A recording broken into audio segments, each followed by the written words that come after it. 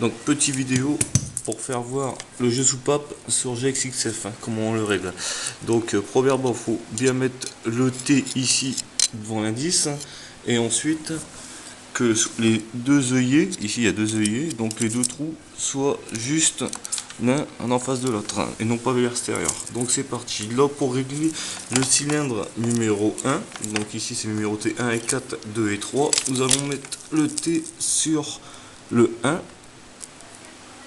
Hop, c'est parti. On va régler le premier cylindre.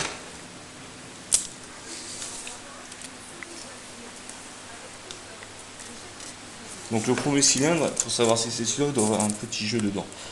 Quand on bouge avec sa main, ça fait un petit jeu. Donc on prend une cale de 10 pour côté admission, qu'on va passer entre les deux. Donc ici, mon jeu est bon. Ici aussi. Une cale de 20 pour côté échappement. Donc ici il est bon. Ici aussi. Donc maintenant on va passer aux autres cylindres. Donc pour ceux-ci, on se présente rond ici, hein, où on a mis le T devant le 1. On va le tourner pour mettre le T au point 2 et 3.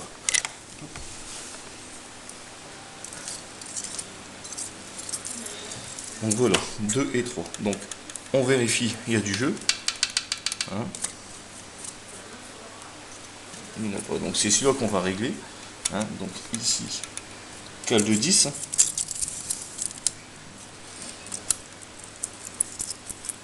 Ça passe, le jeu est bon.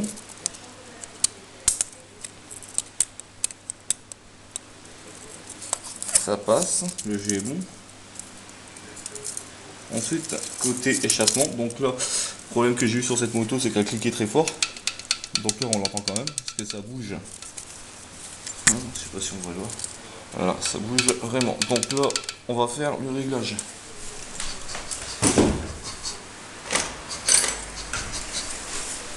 Donc, une petite quai de 8, on va enlever le contre-écrou. Donc c'est parti. On desserre le contre-écrou. Voilà. Voilà. Bon, on va faire les deux côtés. On desserre les deux.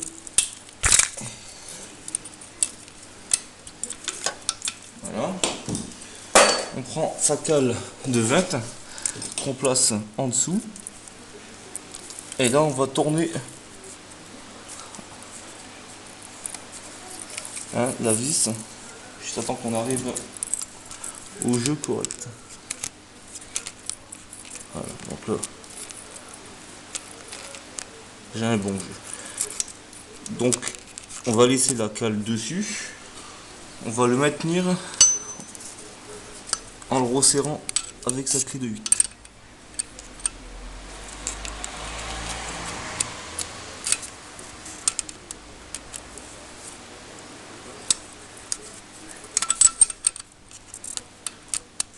Pour éviter que le jeu il bouge. Donc ici, le jeu est réglé. Ici, on refait la même chose.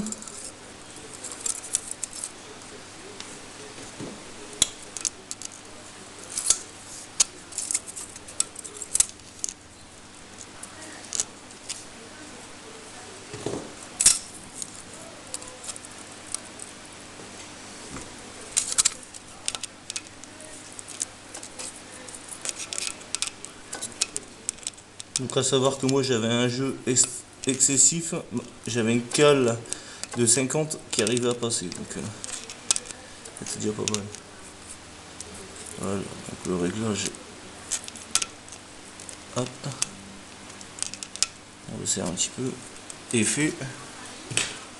Donc on le tient avec la pince, la cale en dessous, hein, pour éviter que ça bouge. Et on resserre le contre-écrou, pas comme un cinglé, hein, sinon on va tout péter. Voilà. Donc ici, mon jeu est fait. On vérifie l'autre là. Si... On va vérifier l'autre.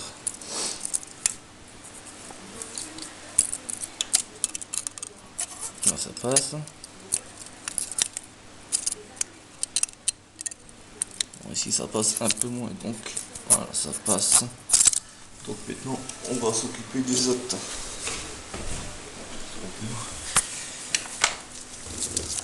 Donc là on a fait le cylindre 1 et 3, donc on va faire le 2 et 4. Donc on retourne le T jusqu'à la lettre 4. Voilà, sur le petit point entre le 1 et le 4. Et on s'occupe du ciel 4.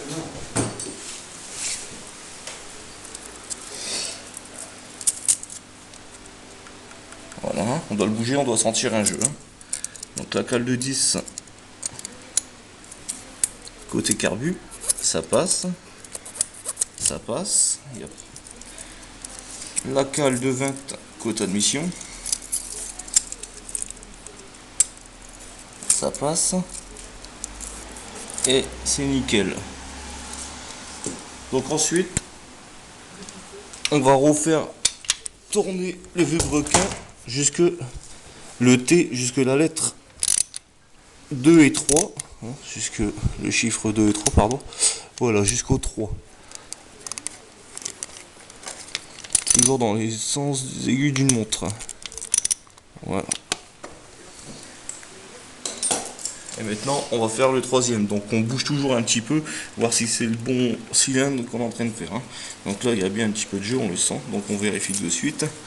Donc la cale 20, elle passe bien en dessous, elle frotte un petit peu. Ici, c'est impeccable. La cale de 10, côté admission, donc carburateur. Elle passe. Hein. Elle passe, donc elle doit passer, frotter légèrement. Donc voilà. Donc maintenant il reste plus qu'à tout remonter. Hein. Donc pour tout remonter, il faut bien sécher ici, hein, à fond, pour que le joint adhère bien, hein, pour la pâte adhère bien.